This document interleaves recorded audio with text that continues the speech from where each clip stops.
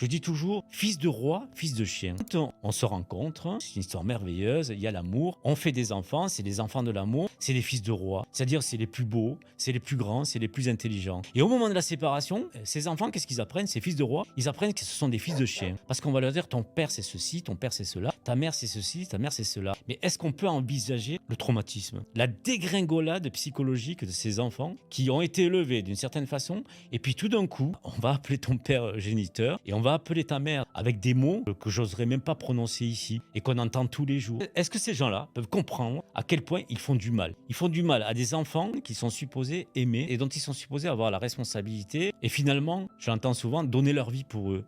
Non. Moi, si je soumets mes enfants à une telle violence, je leur donne pas ma vie. Je suis en train de prendre leur vie. Je le montre dans mon dernier livre. Ils mettront des années et des années à s'en sortir, ces gamins, de ce qu'ils ont vécu par rapport à leurs parents. S'ils s'en sortent, parce que ça va être un travail colossal de réparation qu'ils feront ou qu'ils ne feront pas. Et s'ils ne le font pas, ils seront déjà des handicapés de la vie. Alors déjà que la vie, elle est complexe, elle est difficile. Si en plus les parents rajoutent là-dessus le conflit parental, le conflit conjugal, les menaces et les insultes,